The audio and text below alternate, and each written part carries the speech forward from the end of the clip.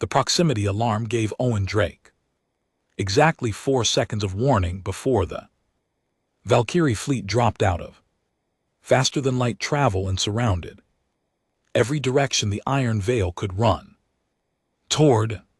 12 warships, each one built over decades, each one crewed by a species that had not lost an engagement in over 2 centuries of galactic warfare. Drake set down his coffee. He turned to his navigation officer, Ensign Danny Cole, and said, "Plot their formation. Spread." Cole's fingers were already moving. "Tight encirclement, sir. Standard Valkyrie containment pattern." They came in at all approach vectors. Drake nodded once. He had expected something like this. Not today, not this exact stretch of contested corridor, but something like this had always been approaching. The Iron Veil was not a ship that could stay a secret forever. Too many species had seen it now. Too many sensor logs had been shared across diplomatic channels, and the data those logs carried did not fit into any framework any other species could comfortably ignore. The Valkyrie had been watching human space expand for 11 years. They had watched human colonies appear on worlds the Valkyrie considered their buffer zones. They had watched human ships move through corridors the Valkyrie considered private roads for 11 years. They had assumed humanity would eventually stop, would look at the shape of the galaxy's existing power structure and understand where the edges of that structure were. Humanity had not stopped. Humanity had built the Iron Veil on the Valkyrie flagship 3,000 km away. Commander Zeth stood before a sensor wall and felt the first cold pressure of something he had not felt in over 30 years of commanding warships. His chief analyst Save had run the incoming data 3 separate times. The Iron Veil's energy signature was not stable by any standard model. The hull was asymmetrical, and the scans confirmed it was deliberate design, not damage. The mass distribution made no structural sense according to any engineering principle the Velcor he used or had encountered in any spacefaring species they had ever catalogued. The weapon arrays were placed at angles that created overlapping blind spots in Velcor he targeting systems. That particular detail made Zeth stand very still. He called up the ship's registry, UES. Iron Veil, commissioned 18 months ago. Out of Earth's Northern Atlantic Fleet. Yard, classified designation. Experimental heavy combat vessel, crew. Listed at 412. 412. On a ship this mass, a Velcor he. Warship of comparable size carried 1,800. Commander Save spoke carefully. "I am finding it difficult to model what I am looking at." Zeth kept his eyes on the screens. "Keep working." The Iron Veil had not moved. No weapons raised, no communication broadcast. It sat in the geometric center of his 12-ship formation as if it had been placed there on purpose, as if the surrounding fleet was an arrangement made to frame it rather than contain it. Drake walked the length of his bridge, slowly stopping at each station, not speaking. His crew had been through 432 simulated combat scenarios in 18 months of shakedown operations. Every one of those simulations had been designed to be unwinnable. The purpose had not been to find a way to win. The purpose had been to teach this crew the shape of impossible odds until those odds stopped feeling impossible. Lieutenant Claire Marsh at the tactical station had not blinked in 4 minutes. Engineer Sam Briggs on the internal channel was running power distribution checks with the same tone he used when reviewing maintenance logs. This was the crew the Iron Veil required, not the most decorated in the fleet, not the most experienced in conventional engagements, the crew that could sit inside a machine that broke the rules and treat the rule breaking as normal, because the Iron Veil did defy logic. That had been the specification. The proposal had been rejected 4 times before it was finally approved. The review boards called it structurally unsound, energetically unstable, and tactically incoherent. The engineering team had said yes to all 3 criticisms and then pointed out that every one of those problems was intentional. The asymmetrical hull created imbalance, thrust vectors that made the ship's movement patterns impossible to predict. With standard intercept algorithms, the weapon placement that created targeting gaps also created unexpected angles of fire that no opponent's defensive positioning would naturally account for. The energy system that ran too hot to be considered stable fed a shield recharge cycle that behaved in ways that broke standard timing models entirely. Every weakness was a weapon pointed at whoever thought they understood how to fight it. The Iron Veil was built as a direct answer to a problem humanity had identified a decade earlier. Every spacefaring species in the known galaxy had eventually converged on similar principles of warship design. Those principles had calcified into doctrine. That doctrine had produced targeting systems, tactical algorithms, and combat simulations that all spoke the same language. The Iron Veil was built to be the thing that language could not describe. Zeth opened a channel to the human ship. Human vessel, he said, speaking in standard galactic, the shared diplomatic language that all active military vessels in charted space were required to carry translation software for. You are surrounded by 12 warships of the Valkyrie Ascendancy. Power down your weapon systems and prepare for boarding. This is your only warning. The channel sat open for 4 seconds. Then Drake's voice came through, even and unhurried, as if he were delivering a weather briefing. Commander, this is Captain Owen Drake of the United Earth ship Iron Veil. I have received your message. Before we continue this conversation, I need you to understand one thing clearly. Zeth waited. I am not going anywhere, Drake said. And neither is this ship. The channel closed.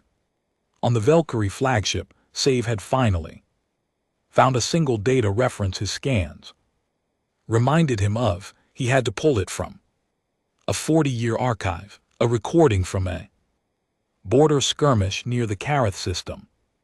The last 2 minutes of a Valkyrie warship before it was destroyed. The ship in that recording had carried an energy signature like this one, not identical, similar enough. Save looked up at Zeth. He did not speak. He did not need to. Zeth opened the fleet channel and gave his 12 captains one word. Fire. The first wave of Valkyrie weapons fire hit the Iron Veil from 3 separate directions simultaneously. On every tactical screen aboard the alien flagship, the resulting explosion looked like what it should have been. 3 concentrated energy beams striking a ship that had no business surviving them. Zeth watched the screens and felt the tightness in his chest release just slightly. Then the energy readings came back. The Iron Veil was still there, not drifting, not venting atmosphere. Its power signature had spiked during the impact and was now running higher than before the strike. Save's voice was barely above a whisper. "Commander, the ship absorbed the strike." Zeth said nothing. "Not deflected," Save continued. "Absorbed the hull composition. Distributed the impact load across the entire frame simultaneously. There is no localized damage point. The ship took the energy of 3 direct hits and redistributed it into its own reserves. The shields of the Iron Veil were not behaving like shields. Standard Valkyrie targeting algorithms expected a shield to weaken under fire to show degradation points that the next strike could exploit. The Iron Veil's defensive layer was not weakening, it was changing, recharging in a non-linear pattern that Save's models could not predict. Every time his targeting system identified a soft point and flagged it for the next shot, the pattern had already shifted. Drake's voice came back on the channel. He had not been asked to speak. "Commander Zeth, that was a fair try. I appreciate the directness." A pause. "Now watch this." The Iron Veil moved, not away from the fleet, toward it. It chose the most densely clustered section of the 12-ship formation, a tight grouping of 4 Valkyrie warships that had been positioned to create a kill zone and accelerated directly into that grouping at a speed that should not have been achievable for a ship with that mass configuration. The 4 captains in that cluster had less than 6 seconds to react. Standard Valkyrie doctrine for close-range engagements relied on the assumption that any ship entering close range was sacrificing its ability to avoid fire. The logic was simple. Inside a certain distance, there was nowhere to maneuver. A ship that charged a formation was a ship that had given up. The Iron Veil did not behave like a ship that had given up. Its thrust pattern inside that cluster was not rational. The asymmetrical hull that had puzzled Savok from a distance became a problem. At close range, the ship moved in vectors that no standard intercept algorithm had a category for, because the algorithm assumed a ship's movement was constrained by the same physical logic that governed every other vessel. Known space. The Iron Veil's constraints were different. Its engineers had built different constraints on purpose. The first Valkyrie warship in the cluster took a direct hit from an angle that its defensive plating was not designed to handle. Not because the Iron Veil had found a weakness, because the Iron Veil had arrived at that angle by a route that should not have been navigable in that time frame. Marsh called out targets with a steady rhythm that sounded almost like a checklist. Not excited, not panicked. Precise. Target 1, portside drive array fire. The Valkyrie warship's drives went dark. It did not explode, it stopped. Target 2, weapons relay junction. Fire. The second ship's weapon systems went offline, its lights stayed on, its crew was alive. Cole called from navigation. Third ship is breaking left, trying to open range. Let them, Drake said. We are not chasing anyone today, Claire. Target 3 already logged, Marsh said. Communications array fire. The third ship lost the ability to coordinate with the rest of the fleet. It was functional, it was blind and deaf. And alone. The fourth ship in the cluster did something unexpected. It turned directly into the Iron Veil's approach vector at full acceleration, a collision course, a desperation move. Briggs's voice came through the internal channel from engineering, incoming at Full burn collision trajectory, 32 seconds. Drake said, Sam, how are we on the port? Absorbers. Fully cycled, Briggs said, running warm. But they will hold. Good. Drake did not turn from the main screen. Hold course. Cole's hands were gripping the edge of his console. He did not move from the course. At 12 seconds to impact, the Valkyrie captain broke off. His nerve gave out at 12 seconds, which his crew would later note in their after-action logs was about 10 seconds, longer than any other species pilot had ever held a collision course against the Iron Veil in contested engagements.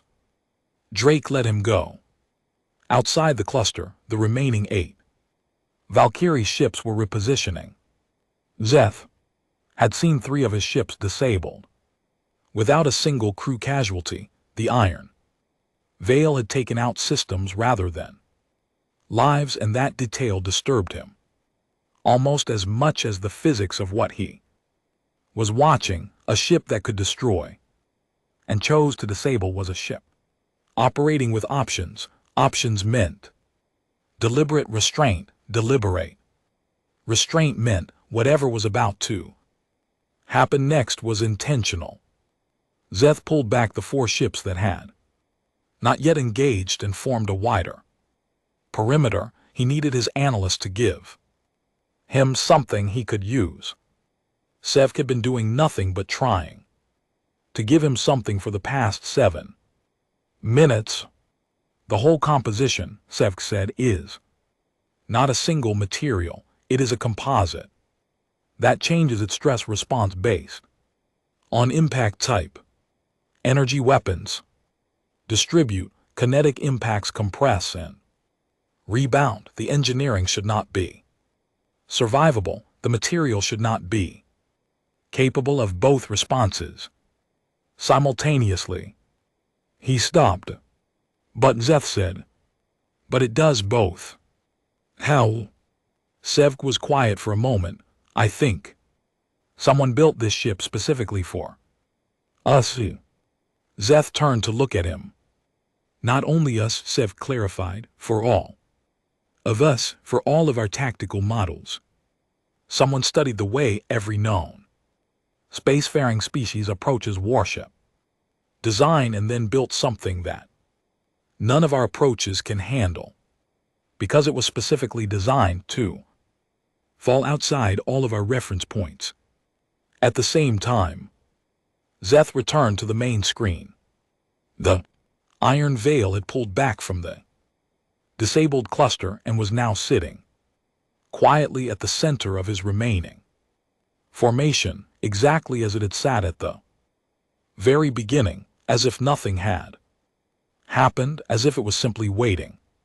Again, 3 of his ships were dead in space. The Iron Veil had not taken a visible scratch.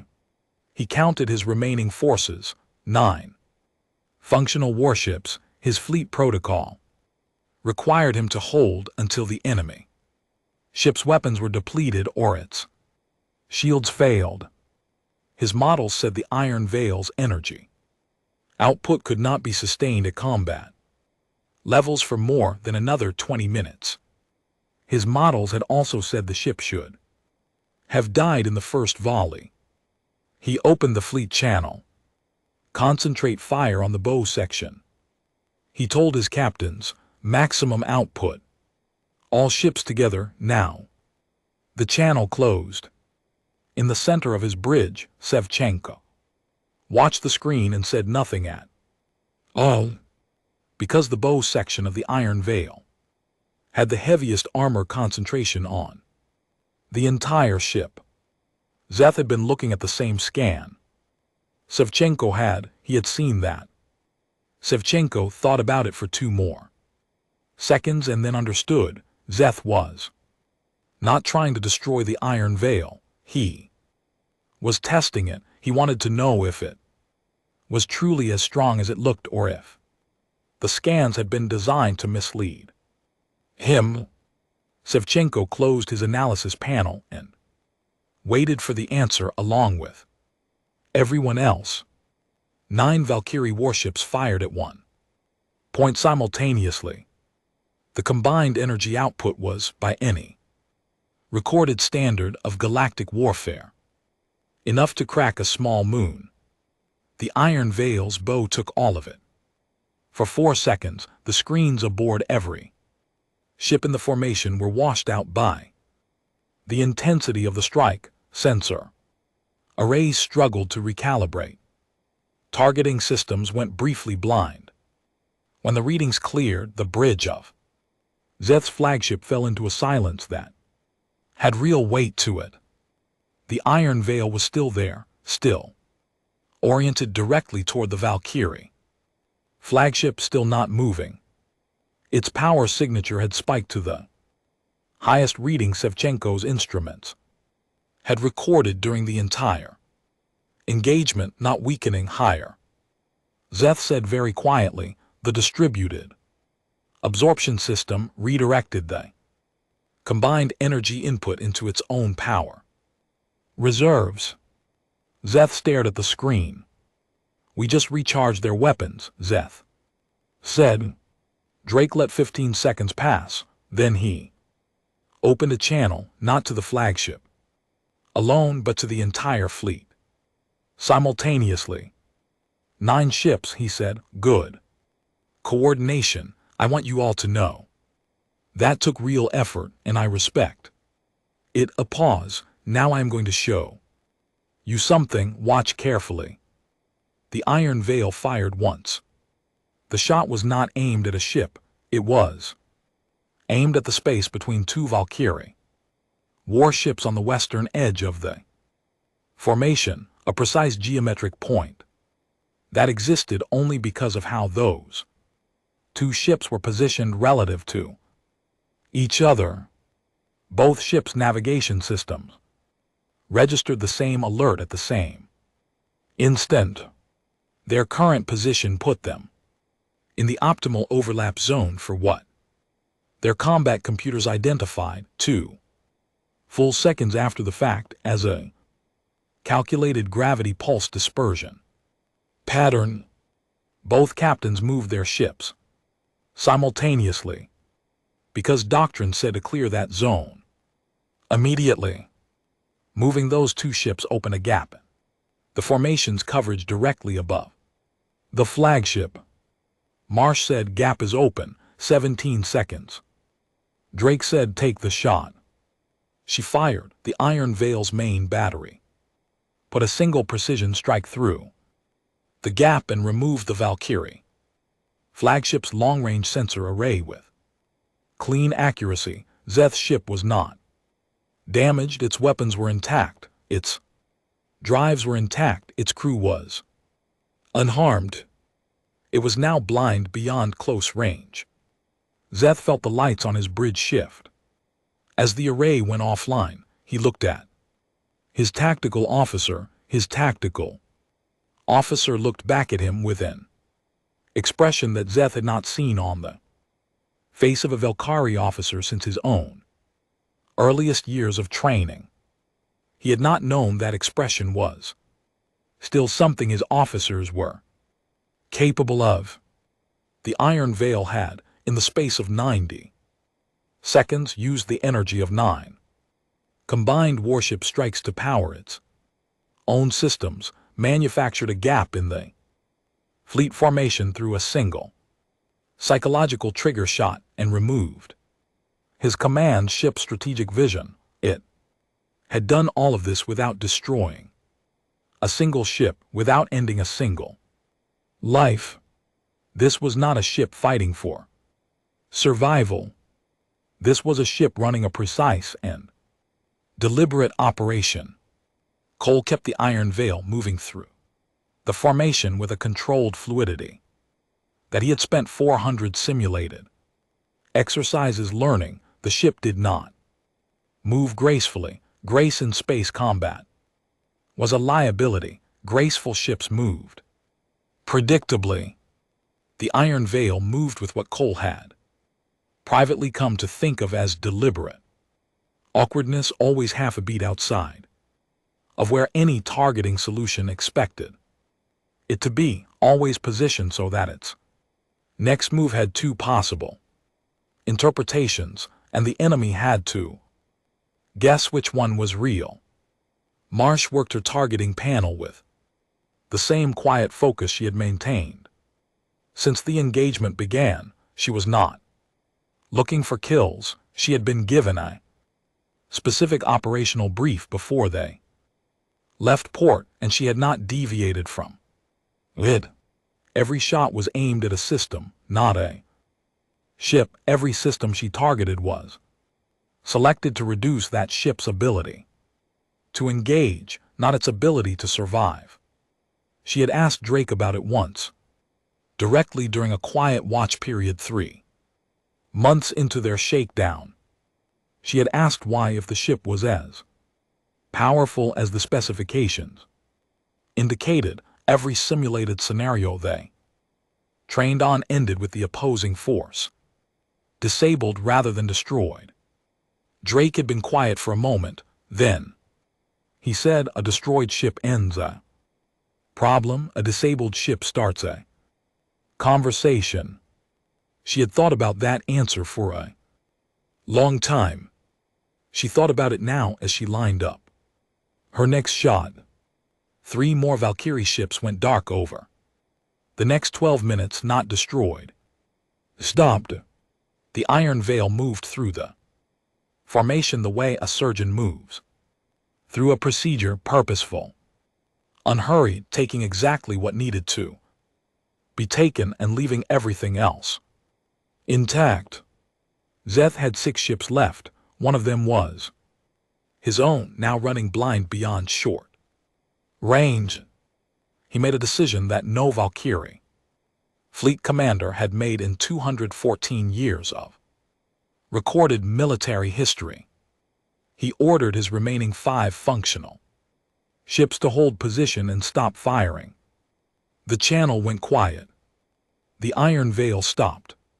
For 40 seconds nothing moved. 12 ships in space, 6 functional, 6 dark, 1 human vessel in the middle of all of them, not pursuing, not pressing its advantage, just waiting exactly as it had waited at the very beginning.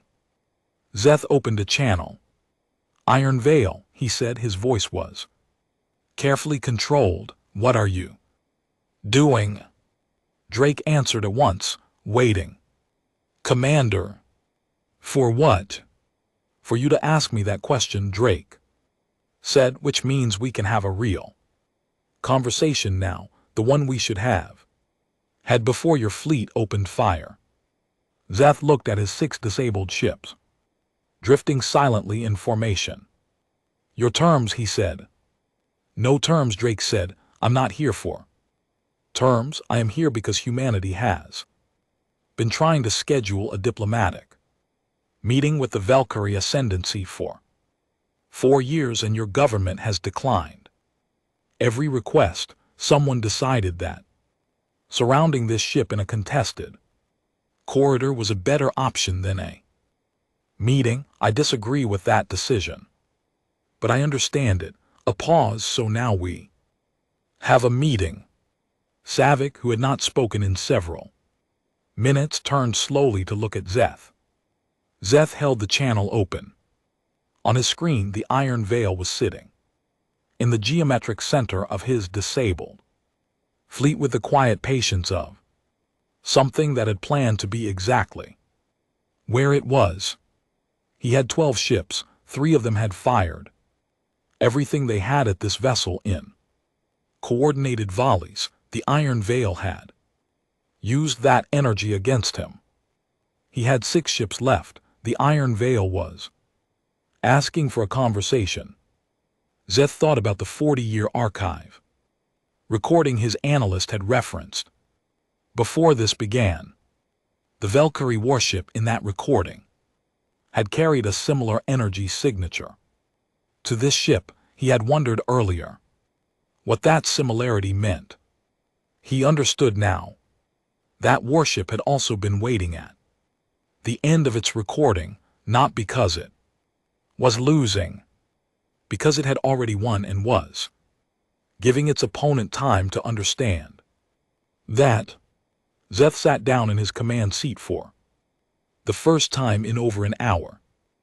"Iron Veil," he said, "you have my attention." Behind him, Save let out a breath he had been holding for some time. The conversation lasted 11 minutes. Drake had kept it short on purpose. Long negotiations required long patience, and his ship had just disabled 6 Valkyrie warships in front of their commanders' eyes. This was not the moment for a trade agreement. This was the moment for one specific message, delivered clearly, and then silence while the other side processed it. The message was simple.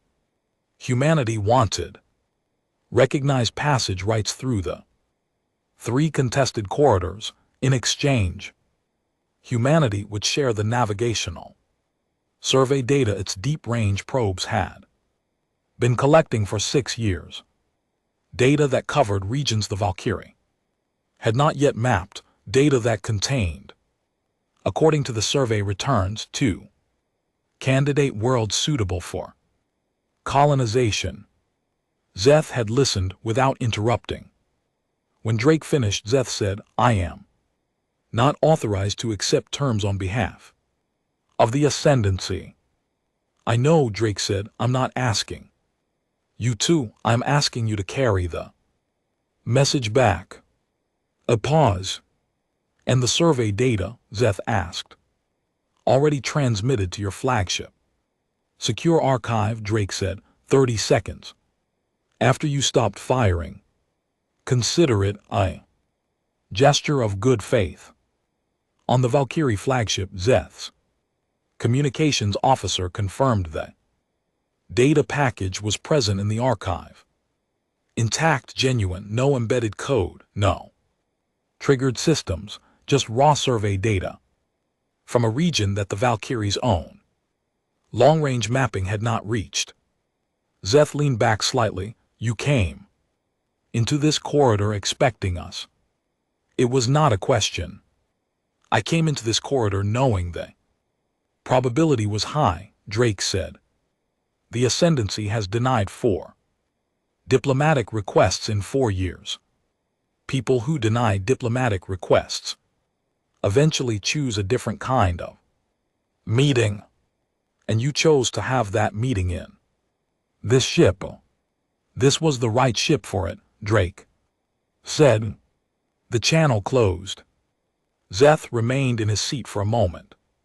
Then he opened his fleet channel, checked the status of his 6 disabled ships, confirmed all crews safe and all life support systems stable, and began organizing the recovery effort.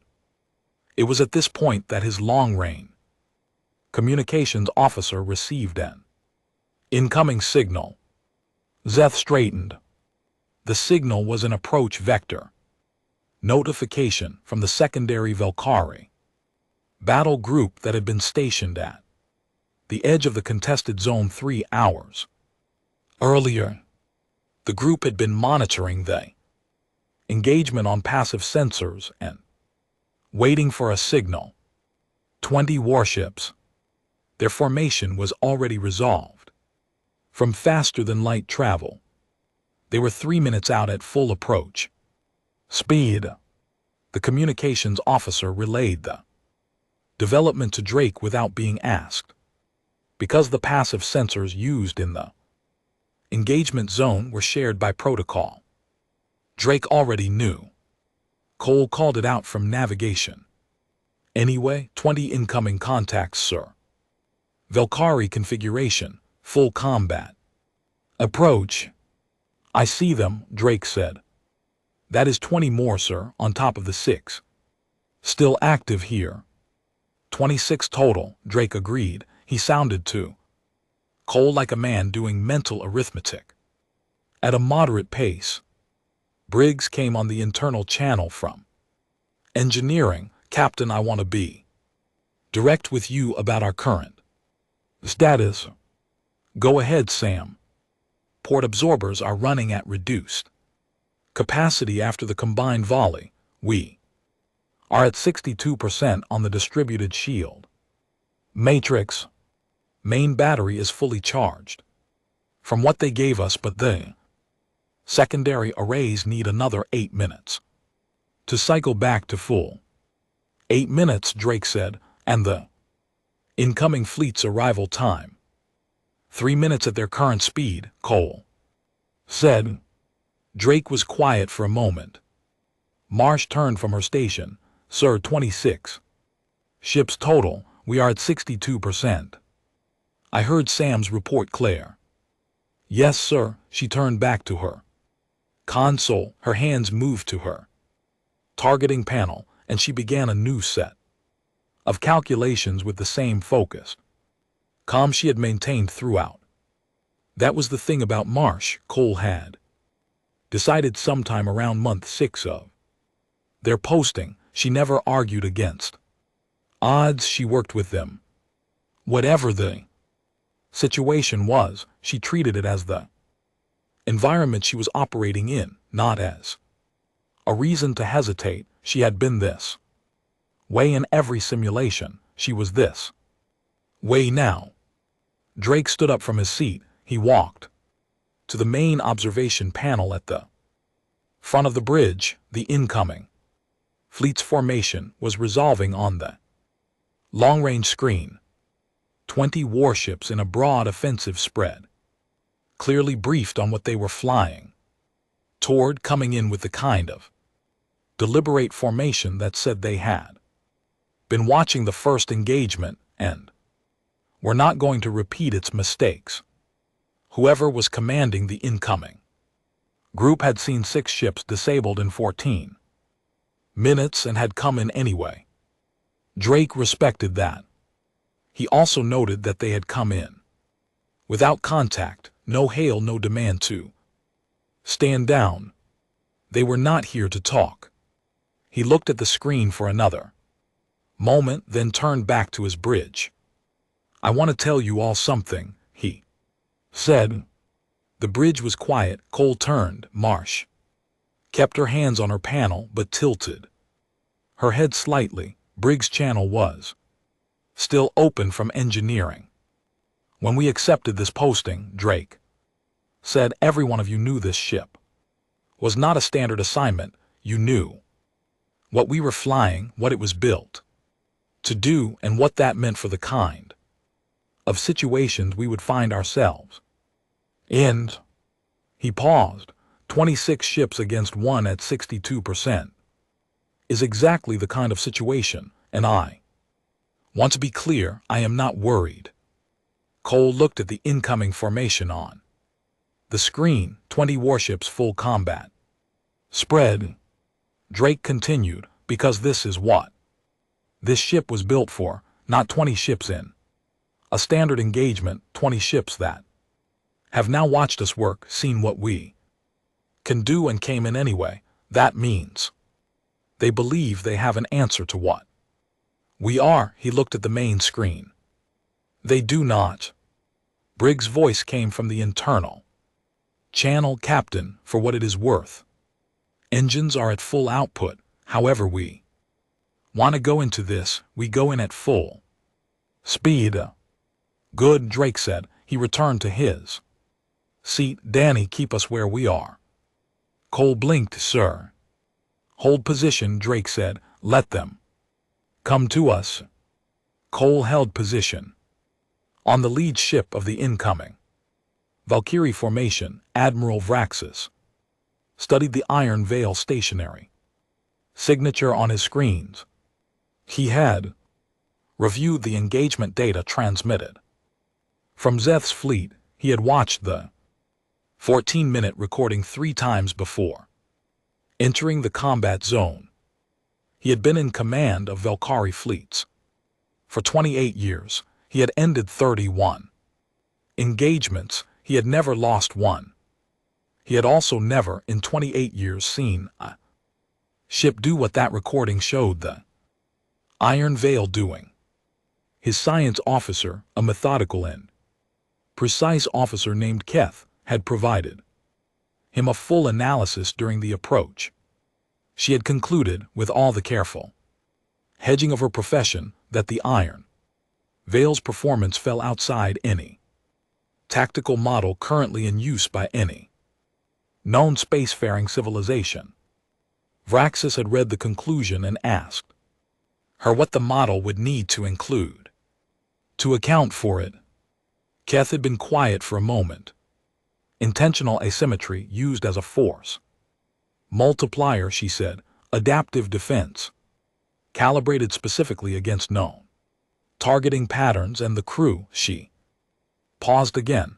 The engagement data shows decision timing that our models rate as statistically improbable. The response times are faster than any trained crew should achieve under that level of pressure. These people function better under stress than they do under normal conditions. Our models do not have category for that. Vraxis had closed the file. He was looking at the Iron Veil on his screen now, sitting perfectly still in the middle of a field of his disabled ships, waiting for him the same way it had waited for Zeth. Admiral, his tactical officer said. Your orders. Vraxis looked at the screen for one more second. All ships, he said, open formation. Do not cluster. He had at least learned that much from watching the recording. 20 warships spread into an open formation and began their final approach. Drake watched the spread on his main screen and nodded once. They learned from the recording, he said. Good. Spread, no cluster targets. He looked at Marsh. Claire, your thoughts? Marsh had been studying the formation for 90 seconds. They have opened the gaps between ships to eliminate the possibility of a single shot triggering simultaneous evasion. They are trying to prevent us from manufacturing a corridor through the formation the way we did before. She paused, which means they understand that our last approach move was intentional. They are smart, Cole said. That is what makes this interesting. Drake said. Sam, status on secondary arrays. Briggs checked. 6 minutes to full cycle. We are at 62% on the shield matrix. Main battery is at full charge.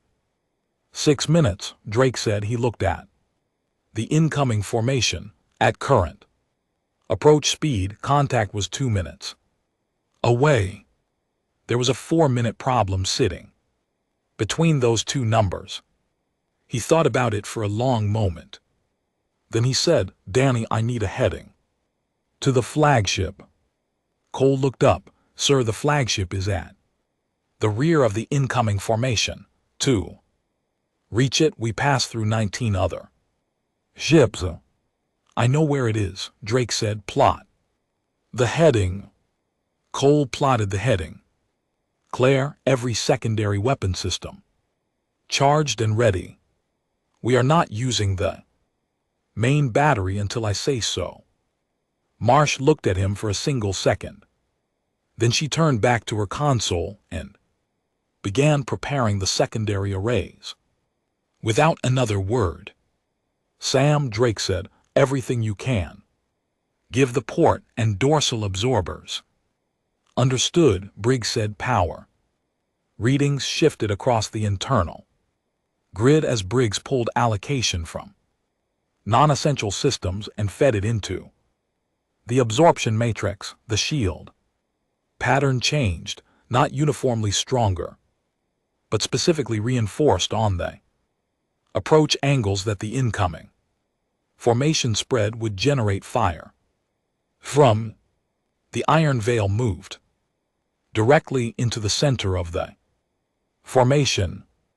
Vraxis watched it on his screen and felt a spike of cold clarity. He had spread his formation to prevent corridor manufacturing. The human ship had responded by going straight through the middle of it anyway. All ships converge fire on the iron. Vale, Vraxis ordered, continuous. Output do not stop. 19 warships fired. The Iron Veil's absorbers took the first wave. The second wave landed harder. Cole kept the heading, threading the ship through the formation with the focused concentration of someone doing something very difficult who had practiced it until the difficulty felt manageable. The targeting algorithms of 19 Valkyrie ships tried to solve for the Iron Veil's trajectory simultaneously, and kept arriving at solutions that the ship was no longer at by the time each solution resolved. Marsh fired the secondary arrays in a rhythmic sequence, not at ships but at the space between ships. Every shot was a positioning shot designed to push nearby warships slightly outside their optimal firing angles through evasive reflex. It worked 6 times in 90 seconds. 6 Valkyrie warships spent a combined total of 11 seconds repositioning to maintain their firing solutions. 11 seconds in which those ships were not where the formation needed them to be. Cole used 5 of those seconds to find the gap.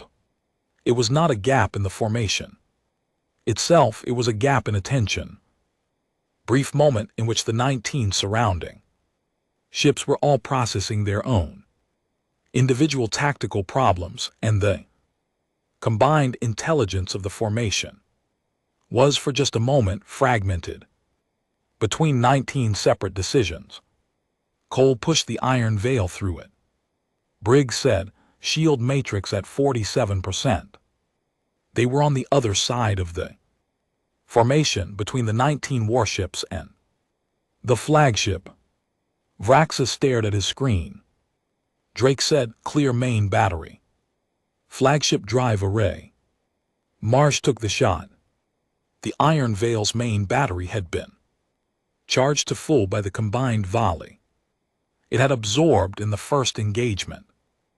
The energy output was equivalent to what all 9 of Zeth's ships had fired simultaneously during their maximum strike. All of it went into one precise shot at the Valkyrie flagship's drive array. The flagship did not explode. Its drives went offline in a cascade shutdown that the ship's own safety systems triggered to prevent a catastrophic energy overload. The vessel went still. Every light on the flagship stayed on. Vraxis was uninjured.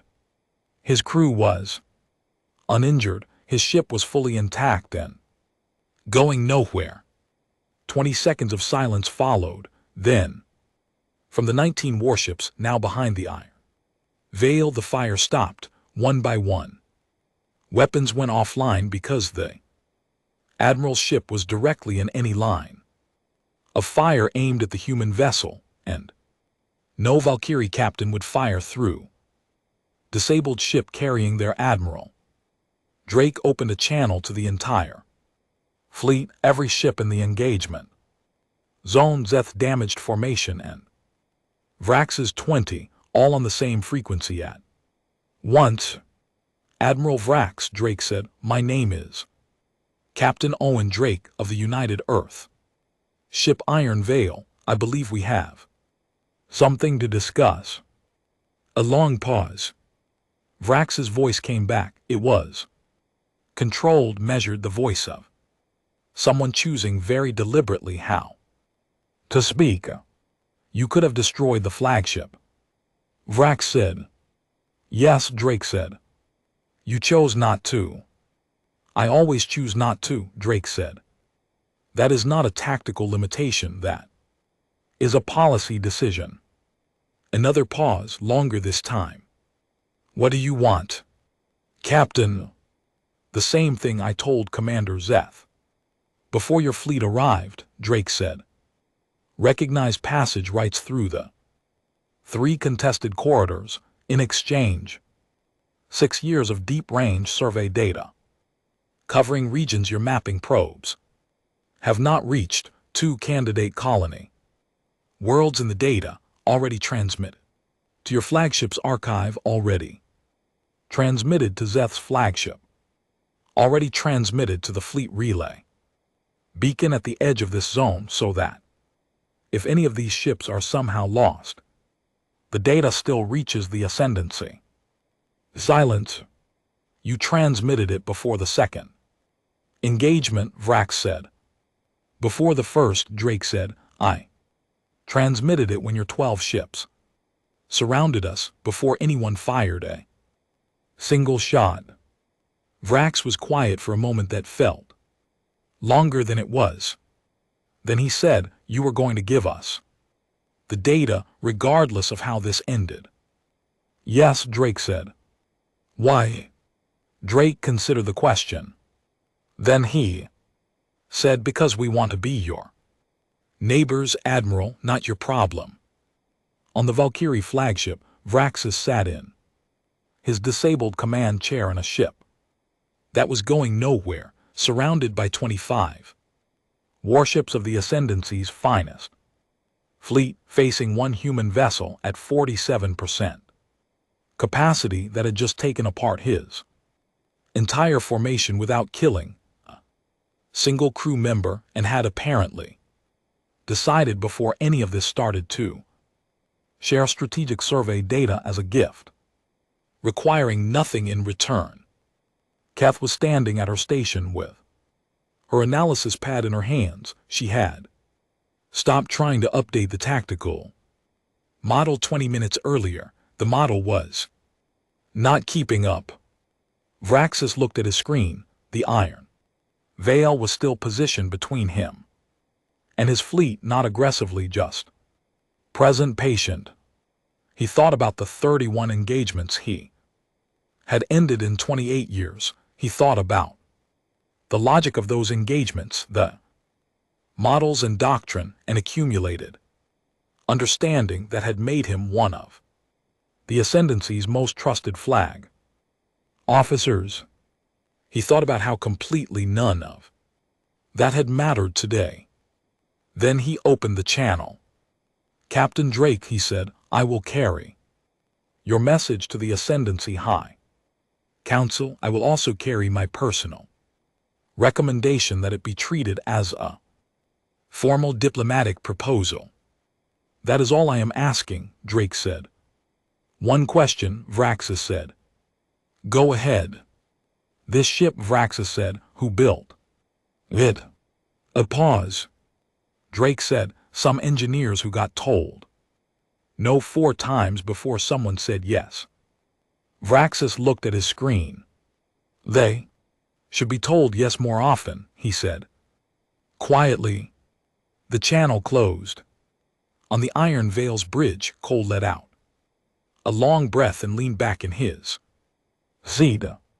Marsh completed her final targeting log and powered down to standby mode. From engineering, Briggs's voice came through the internal channel with a damage assessment delivered in the same flat, precise tone he used for all of them, completely unbothered by what they had just been through.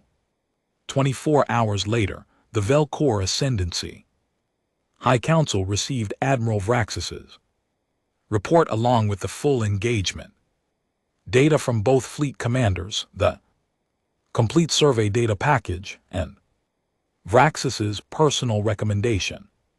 Attached. The council debated for 3 days. On the 4th day, they sent a communication to Earth's diplomatic offices. They accepted the passage rights proposal. They requested a formal follow-up meeting to discuss the survey data in detail. They asked in a small note attached to the formal document whether the Iron Veil would be attending the follow-up meeting. Earth's diplomatic office sent back reply. It said that the Iron Veil would be available if needed.